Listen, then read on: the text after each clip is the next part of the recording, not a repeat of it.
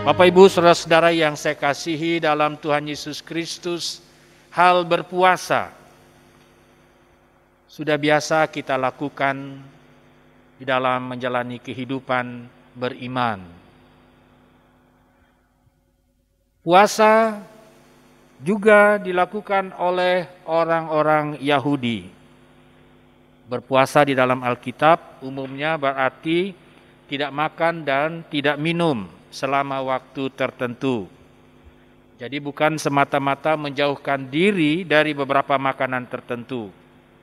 Nah, di kalangan orang Israel saat itu ada banyak yang berpikir bahwa berpuasa dengan sendirinya menjamin bahwa Allah akan mendengar permohonan mereka. Nah, ini anggapan yang keliru.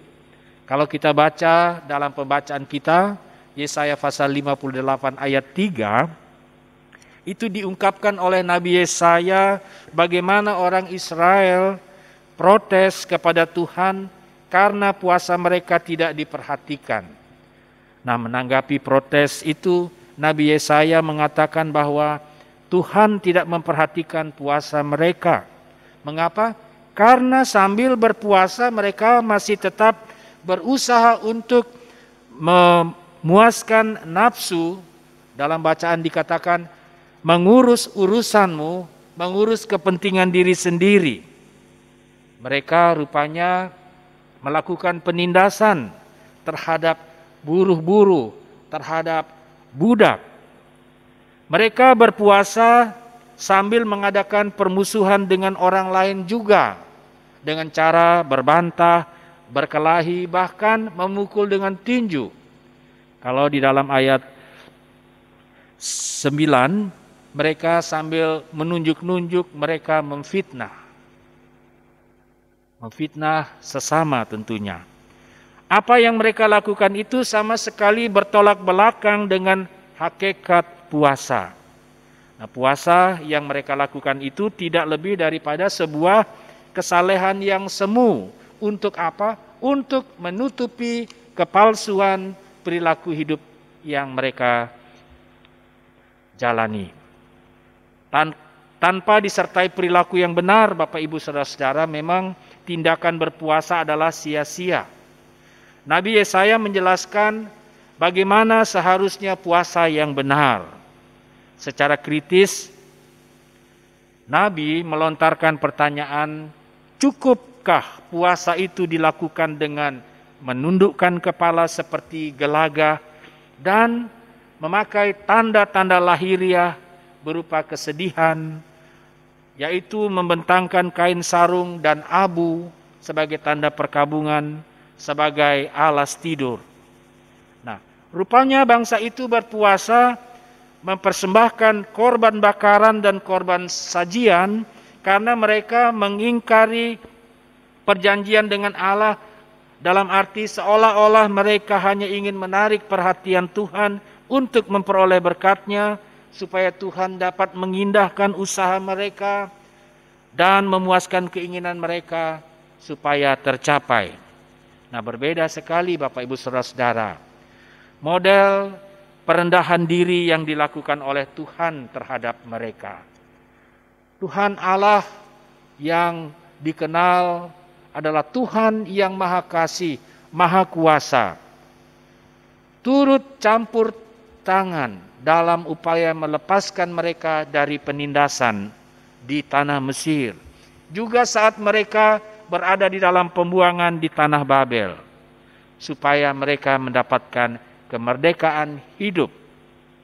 Kalau kita baca dan bandingkan kitab Ulangan pasal 15 ayat 12 sampai 15. Juga kitab Yeskiel pasal 34 ayat 8 sampai 14. Bagaimana Tuhan Allah sangat peduli, sangat mengasihi umat-Nya. Bahkan menebus mereka dari perhambaan sebagai budak menjadi orang-orang merdeka. Nah, puasa demikian, perilaku hidup seperti itu yang dikehendaki oleh Tuhan. Kalau manusia bersedia membebaskan sesamanya dari penderitaan. Nah, dalam ayat 6 Bapak Ibu Saudara-saudara, pembacaan kita ada 4 kata kerja. Pertama, Nabi mengingatkan supaya mereka membuka belenggu-belenggu kelaliman. Perilaku yang menindas sesamanya harus ditinggalkan. Melepaskan tali-tali kuk dan memerdekakan orang yang teraniaya dan mematahkan setiap kuk sebagai beban yang diderita sesamanya. Nah, keempat kata kerja ini menggambarkan bagaimana kepedulian kepada sesama manusia sebagai ciptaan Tuhan. Secara konkret, bagi orang-orang yang mempunyai budak, ini sama artinya dengan memperhatikan kehinaan, kepapaan daripada sesama. Dengan rela memperlakukan sesama sebagai saudara. Dengan rela berbagi makanan kepada mereka. Bukan hanya memeras mencari keuntungan bagi diri sendiri, tetapi juga peduli terhadap mereka. Termasuk berbagi tempat tinggal, berbagi pakaian, dan tidak menyembunyikan diri jika ada sesama yang membutuhkan pertolongan.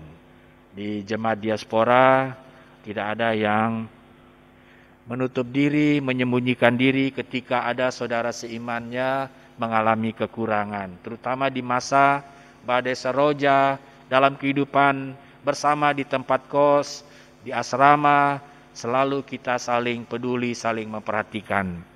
Dan kita bisa tolong-menolong terutama saat ada kedukaan yang dialami oleh saudara.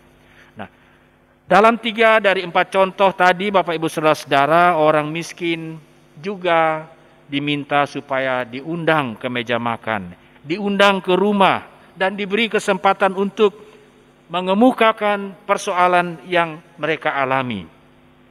Jadi dia mendapatkan perhatian, pertolongan. Jadi dia, kalau kita sebagai presbiter, ada tindakan pastoral, ada tindakan pendampingan kita lakukan. Juga mereka yang berkesusahan tidak saja diberi derma sebagai orang yang berkesusahan, tetapi juga dia diterima hadir dalam persekutuan hidup sebagai orang percaya, orang yang telah dimerdekakan oleh Allah. Apabila dikatakan puasa dilakukan sungguh-sungguh untuk pemurnian hati, dalam kerendahan hati, maka tindakan tersebut akan mencerminkan kasih sejati. Juga terang Tuhan akan bersinar. Luka hati itu akan disembuhkan. Dan ayat 11 dalam bacaan kita tadi bahkan sangat indah. Tuhan akan menuntun engkau senantiasa, akan memuaskan hatimu di tanah yang kering dan akan membaharui kekuatanmu. Engkau akan seperti taman yang diairi dengan baik, seperti mata air yang tidak pernah mengecewakan. Seperti itu orang digambarkan orang-orang yang peduli, yang menaruh perhatian khusus kepada sesama yang susah. Bapak Ibu Saudara-saudara kekasih Tuhan, Nabi Yesaya menuntut supaya orang-orang yang beragama, umat Tuhan, menunjukkan kepeduliannya dengan mereka yang berkekurangan dan yang terbelakang. Dan kalau syarat tadi dipenuhi, maka orang-orang keluar dari kegelapan dan hidup di dalam terang. Bahwa Tuhan menuntun mereka, biarpun di tanah kering, mereka diberi kepuasan dengan berlimpah. Apabila hubungan antara manusia pulih dan persekutuan dengan Allah terwujud, maka bait Allah maupun rumah-rumah, tembok-tembok dapat dibangun kembali, dapat hidup lebih maju. Ini gambaran yang menyenangkan dan sungguh membahagiakan bagi orang-orang yang takut Tuhan. Bapak Ibu Saudara-saudara, apakah Nabi Yesaya sebenarnya menyuruh supaya jangan lagi kita berpuasa dan beribadah, melainkan agar kita pergi saja melakukan kehendak Allah di masyarakat atau menemui Yesus dalam berbagai aspek kehidupan yang sulit seperti anak-anak yang ditinggal oleh orang tua mereka, atau orang-orang tertindas. Saya kira tindakan untuk memperbaharui masyarakat, menolong sesama yang mengalami kesukaran, yang mengalami permasalahan itu penting untuk dilaksanakan. Tetapi juga perlu diingat, Nabi mengingatkan agar jangan lupa di dalam persekutuan dengan Tuhan. Sebab persekutuan dengan Tuhan akan memberikan kekuatan, semangat bagi rohani kita untuk bertumbuh. Kita bekerja dan selalu merasa dan mengalami pembaharuan hidup. Kita memiliki harapan di dalam Tuhan. Termasuk kebaktian. Menghadiri kebaktian, hadir dalam persekutuan di rumah tangga, terutama persekutuan dengan Tuhan secara pribadi sangat penting. Mengapa? Karena kita adalah orang-orang yang telah dimerdekakan oleh Tuhan.